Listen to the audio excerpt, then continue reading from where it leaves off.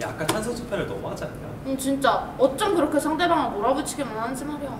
그러니까 막 말꼬리를 붙잡지를 않나 엉뚱한 철을 내지 않나 발언자 수준이 딱 드러나더라니까. 맞아. 공격을 하거나 반박을 할 때 계속 말꼬리 붙잡고 늘어지면 토론이 안 되지. 그건 진짜 문제야. 맞아. 그런데 그런 상대방에게 쩔쩔매고 끌려다닌 반대측 발언자도 난 좀 문제라고 생각해. 진짜 답답해서 미치겠더라. 맨 마지막 발언자는 막 상대 막 반박에 흥분해가지고 말도 엄청 빨리 하고 뭔 말인지 하나도 못 알아듣겠어. 맞아, 나도 못 알아듣겠더라. 그리고 보기에도 안 좋았어. 우린 학생이니까 학생답게 토론해야 되지 않나? 학생답게 토론하는 건 뭔데? 정정당당하게 논증하고 상대방의 의견을 잘 듣고 그리고 상대방을 배려하면서 논리를 맞붙는 거 아닐까? 야, 그럼 이기긴 어렵겠다. 과연 그럴까?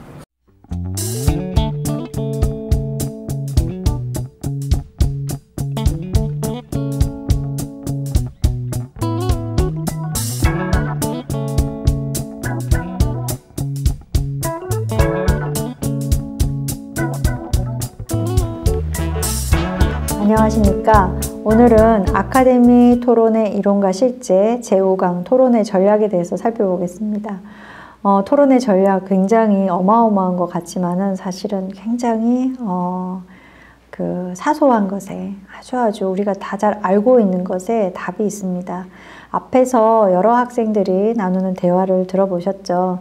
우리가 실제 수업 토론에서나 아니면은 동아리 여러 공부 모임에서 토론을 하게 될 때 아주 여러 가지 어려운 그런 국면에 처하게 됩니다. 너무 강한 화자가 나를 몰아붙인다든지 아니면은 말꼬리를 잡고 늘어져서 토론이 정말 제 방향을 가지 못하고 갈팡질팡 한다든지 또는 상대를 아주 기분 나쁘게 만들어서 토론에 집중하지 못하게 한다든지 또 어떤 기술적으로 트릭을 써서 상대를 함정에 빠뜨린다든지 이렇게 다양한 어떤 토론법을 쓰는 경우를 많이 만나게 됩니다.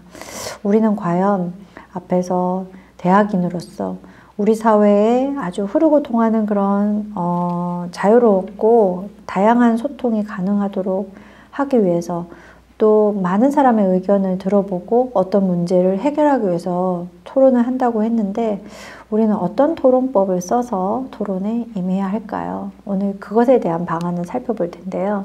한번 볼까요? 아주 똘망똘망하게 생긴 친구가 있고 역시 눈초리가 매서운 게 누구에게도 놀리지 않을 것 같은 그런 느낌의 학생도 있네요. 또 굉장히 조금 인상도 좋고 또 너그러울 것 같고 각각 제가 이름을 붙여봤는데요.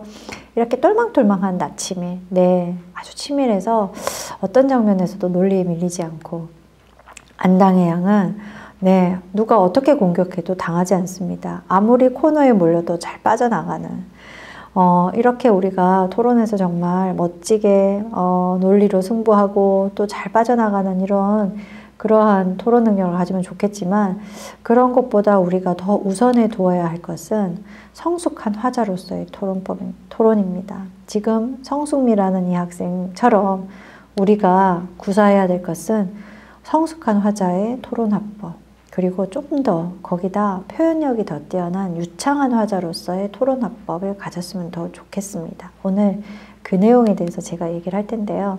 성숙한 화자가 는 토론에 어떤 자세로 임할까 하는 것입니다. 토론은 아무리 찬반 토론으로서 경쟁하고 대립한다 하더라도 그것은 대결이나 어떤 궁극적인 경쟁이 아니다. 토론은 열린 마음으로 상대의 말을 듣는 데서부터 시작한다. 그리고 상대의 말을 잘못을 허점이나 부족한 점을 지적하는 데에도 배려가 필요해 라고 생각하는 것이 우리 앞에서 본 성숙미라는 학생의 자세라는 것입니다. 그것이 첫 번째가 바로 잘 듣는 것입니다. 상대의 생각이 도대체 뭔지를 이해하려고 하면서 듣는 것입니다. 제대로 듣고도 이해하지 못한다면 자세하게 설명을 부탁하거나 기록을 해가면서 듣는 것입니다. 필요할 때는 질문을 하면서 자신이 옳게 이해하고 있는지를 확인하는 것도 좋은 자세입니다. 또 아무리 경쟁적으로 이루어지는 찬반 토론이라 하더라도 상대가 정말 탁월하게 어떤 발언을 하거나 근거를 대거나 할 때는 우리는 좀 더 공감하면서 고개도 끄덕끄덕하면서 듣는 자세도 중요한 성숙한 화자의 표현법입니다. 아예 비판을 회피하거나 또는 노골적으로 비판하지 않는 것이 성숙한 화자의 토론법이기도 하죠. 단점이나 한계를 지적하되 예의를 지키면서 지적하는 것이 경청하는 자세를 가진 토론 화자의 표현법이라고 할 수 있습니다. 그 다음 우리가 잘 들은 다음에 해야 되는 일은 비판적으로 듣는 것입니다. 이해를 하고만 하면 안 되죠. 일단 상대의 주장을 잘 듣고 거기에 어떤 허점이 있는지, 근거는 적절한 것인지, 자료 자체는 불확실한 것이 아닌지를 잘 듣고 파악해서 그것에 대해서 지적해야 하기 때문입니다. 우리가 보통 일상적으로 발화를 할 때 1분에 120개 정도의 단어를 발화합니다. 하지만 발화하는 그 단어만 듣는 게 아니라 다른 생각도 하죠. 즉 우리에게는 들리는 단어보다 더 많은 생각을 할 수 있는, 들을 수 있는 그러한 인식 능력이 있기 때문입니다. 우리는 약 800개의 단어를 들을 수 있습니다. 그래서 상대가 120개 정도의 단어를 말하지만 나는 나머지 600개에 해당하는 나머지 그 속에 들어있는 실질적인 의미를 이해하고 그 속에 깔려있는 허점들을 짚어낼 수가 있는 것입니다. 뿐만 아니라 제대로 잘 듣는다는 것은 실제로 상대에 대해서 오류를 발견했을 때 말을 빨리 하고 싶은, 또 상대에 대해서 공격하고 싶은 이러한 욕구를 드러내게 되는데요. 그것을 막을 수 있습니다. 상대가 발언할 때까지 다 듣고 난 다음에 그 다음에 하나하나 발언을 하게 되면 상대를 배려하는 말하기도 할 수 있습니다. 또 정서적인 반응을 보이지 않아서 좀 더 이성적이고 침착하게 토론에 임하게 될 수 있습니다. 또 아주 성숙한 화자는 토론에서도 상대의 발언에 대해서 감사한 마음을 표현할 수 있습니다. 발표자나 또는 앞서 발언한 사람에게 되게 적어도 의례적인 표현을 할 수 있습니다. 입론 잘 들었습니다. 네, 지금 지적하신 부분 잘 들었습니다. 알겠죠? 그 다음 또 일면 긍정적으로 평가할 부분이 있다면 그 부분에 대해서도 언급을 하는 것은 성숙한 화자의 자세입니다. 저희가 제시한 이런 부분에 대해서 몇 가지 문제를 지적해 주셨는데요. 그 지적 잘 들었습니다. 또 인상적이었습니다. 일면 타당한 부분도 있습니다. 그죠? 그런 다음에 이제 제대로 된 반박을 해야겠죠. 여러분 기억나죠? 반론을 할 때 반론은 이런 찬반 토론에선 아주 핵심적인 부분이라고, 특히 찬성이면 반대에 대해서 적극적으로 그것이 무엇이 문제인지를 지적하지 않으면 찬반 토론에서 핵심적인 어떤 그 부분을 제대로 건드리지 못하고 상대를 인정하게 되는 그러한 것으로 간주될 수 있습니다. 그래서 반박은 열심히 해야 되죠. 그때 어떻게 하느냐? 상대의 주장의 옳고 그름, 또는 논리적인 근거의 적절성, 부적절성, 자료의 정확성, 부정확성, 이런 것들에 대해서 지적을 해야 한다는 것입니다. 특히 이제 자료의 경우에 통계 자료 같은 것들은 언제나 비판할 수 있는 그러한 부분이 존재하죠. 조사자의 의도가 개입되지 않는지, 아니면은 해석의 여지에서 뭔가 다른 해석 방법이 있는지 없는지를 잘 보고 비판을 할 수 있습니다. 예를 하나 든다면 MBC의 100분 토론 400개 방송 중에 나온 내용입니다.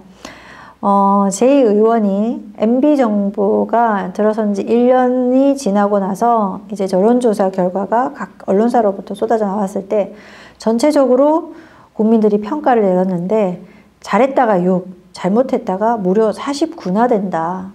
6대 49, 못했다가 굉장히 두드러지게 보이죠. 그랬을 때 이제 여당 측의 N 의원이 이렇게 맞받아칩니다. 사실은 6대 49 분명히 못했다고도 보일 수 있지만 중간에 그저 그렇다, 뭐 잘한 것도 잘못한 것도 아니다 라는 것을 잘했다고 합치니까 무려 49.7, 50%에 이르더라. 그러고 보면 그렇게 또 못한 것도 아니지 않느냐, 이렇게 반박을 하는 것입니다. 이렇게 자료를 가지고도 다양하게 반박할 수 있고 또 그 반박을 피해갈 수 있기 때문에 우리들은 자료에 대해서 정확하게 이해하고 거기에 대해서 표현하고 지적할 수 있어야 합니다. 반박을 잘한다는 것은 또 상대 측이 주장을 하거나 근거를 말할 때 부적절한 표현을 하게 될 때도 비판할 수 있습니다. 어떤 특정한 비유법을 사용한다든지 속담을 사용했을 때 언제나 그것에 대해서도 반박할 수 있죠. 예를 들어서 속담은 구데기 무서워서 장을 못 담그느냐 하는 이런 속담이 있죠. 구데기를 무서워서 1년 먹어야 되는 장을 못 담으면 곤란하지 않느냐. 잠깐 약간의 문제가 있더라도 대의를 위해서는 어떻게 밀고 나가야 한다. 이렇게 강조하려고 그런 속담을 썼을 때 빈대 잡으려고 초가상간 다 태운다. 모르느냐. 바로 급격에 해당한다. 라고 반박할 수가 있는 거죠. 속담이라는 것이 언제나 대립되는 어떤 가치를 드러내는 또 다른 표현이 존재하기 때문에 항상 좋은 표현들은 외우고 또 자기가 반박을 하거나 또 어떤 주장을 할 때 그런 표현들을 사용할 수 있도록 하는 것이 중요합니다. 비유도 마찬가지죠. 비유라는 것 자체가 사실은 개인적인 어떤 의도를 좀 더 강렬하게 부각하기 위해서 표현법을 이제 수사적인 표현을 가지고 오는데요. 이건 역시 비판의 여지가 충분히 있습니다. 자, 이렇게 상대에 대해서 반박도 잘해야 되지만 그 반박의 과정에서도 사실은 좀 더 성숙한 하자라면 토론의 주제가 가지는 공공성에 대해서 좀 더 강조하는 그런 표현을 할 수 있어야 합니다. 바로 일체감을 강조하는 것이죠. 상대와 나 사이의 유사성과 공통성을 강조합니다. 저도 그 부분에 대해서는 찬성합니다. 또 좋은 생각입니다만은 일면 이해가 되기는 합니다만 어떤 문제가 있습니다. 라고. 특히 이 문제는 우리 모두에 해당하는 문제 아닙니까? 우리 모두가 겪고 있는 문제 아닙니까? 그래서 우리는 한 배를 탄 공동체라고 할 수 있지 않습니까? 그렇다면 이 문제에 대해서 우리 측의 주장에 대해서도 귀를 기울여 주십시오. 라고 얘기를 하는 거죠. 특히 경쟁적으로 이제 자기 측의 주장에 대해서 계속해서 내세우다 보면은 갈등이 좀 더 고조가 되고 과열될 수가 있습니다. 분위기가. 그렇게 되지 않게 하기 위해서는 우리는 좀 더 표현을 완화해서 할 필요가 있습니다. 이 문제는 이렇게 이해하셔야 합니다. 예산이 핵심입니다. 라고 말하는 것보다 내 입장 충분히 이해합니다. 그러나 이 문제에서는 예산이 참 중요합니다. 라든지 잘못 이해하신 것 같습니다. 지금 우리는 실현 가능성에 대해서 얘기하고 있거든요. 라고 하기보다는 제 표현이 분명하지 않은 것 같습니다. 제가 드리고자 했던 건 바로 예산 문제죠. 당신이 잘못 이해한 것이라고 말하기보다 제가 정확하게 표현을 좀 달리 해보겠습니다. 라고 해서 자신의 문제로서 다시 문제를 바로잡는 이런 것이 훨씬 더 성숙한 화자의 화법이 되는 것입니다. 제가 이 분야 전문가라서 잘 알고 있습니다. 당신 잘 모르지 않습니까? 바로 환경을 생각해야 되는 것입니다. 라고 말하는 것보단 전문가들은 견해가 좀 다릅니다. 환경 문제를 먼저 생각하여야 합니다. 라고 발언을 하는 법입니다. 또 제 마지막에 그 문제에 대해서 이 문제에 대해서 이런 말씀 하신 분 저는 처음 봤습니다. 현실을 정말 제대로 모르시는 것 같군요. 라고 조금은 선정적으로 과장해서 표현하는 경우도 있죠. 참신한 의견인 것 같은데요. 그렇게 생각할 수 있지만 제 의견은 좀 다릅니다. 저는 이렇게 생각합니다. 라고 좀 돌려서 이렇게 말하는 것이 분위기를 좀 더 경쟁적이고 과열되게 하는 게 아니라 차분하게 진행할 수 있는 그런 표현법이라는 것입니다. 비판을 할 때도 반박을 할 때도 좀 더 요령 있게 전체보다는 부분을 무조건보다는 어떤 특정한 기준에 못 미친다는 것을 그리고 일면 칭찬할 구석이 있으면 그 부분에 대해서 얘기를 해주면서 하는 것이 훨씬 토론을 잘하는 사람의 발언법이라는 것입니다. 네, 그래서 좋은 점을 먼저 이야기한 다음에 단점을 지적하고 그것의 심각성을 언급한다든지 예를 들어서 멋진 아이디어이긴 한데 주체가 모호하고 그러다 보면 갈등의 여지가 있습니다. 라든지 또 그런 말 해서는 안 되죠 라고 상대에 대해서 뭔가 좀 그 정서적인 반응을 보이지 않고 그런 제안은 약간 문제가 있다고 생각합니다. 완화해서. 그렇죠? 자, 여기다가 우리는 좀 더 이제 표현력을 덧대어서 그 토론 과정에 임한다면 훨씬 더 유창한 하자가 될 것입니다. 먼저 유창한 하자는 말하기 전에 내가 어떻게 말을 해야 되는지, 무슨 말을 해야 되는지를 더 한번 생각을 합니다. 그래서 내가 말할 내용을 상대방이 어떻게 더 잘 이해할 수 있을까를 고려하는 거죠. 그래서 내가 말하는 데 집중하는 게 아니라 상대가 어떻게 하면 잘 이해할 수 있을까를 먼저 배려하는. 그래서 말할 표현들도 좀 간단하게 또 명료하게 그리고 표정과 시선, 제스처도 사용하는 것이죠. 수사적으로는 쉽고 짧은 문장이 상대가 이해하기 훨씬 더 효과적입니다. 또 때에 따라서는 전문 용어를 써서 이 부분에 대한 주장하는 내용에 대해서 신뢰도를 높일 수도 있죠. 또 적절한 비유법이나 어떤 속담, 또 재미있는 사례 이런 것들을 이용하는 것은 굉장히 좋은 방법입니다. 하지만 이게 지금 토론이라는 것은 굉장히 공식적이고 정확한 내용을 전달해야 하는데 인용하는 간접 어떤 화법을 쓰는 것은 굉장히 신뢰도를 떨어뜨리는 방법입니다. 그리고 굉장히 논리적인 과정이 분명하게 드러나는 그런 접속의 표현들을 잘 쓰면 앞뒤 맥락을 일관되게 그리고 조리 있게 전달할 수 있는 좋은 방법입니다. 제가 예를 좀 들어볼까요? 자, 여기 보면은 우리 학교 그 말하기 대회 토론에서 한 참여 학생의 입론 내용입니다.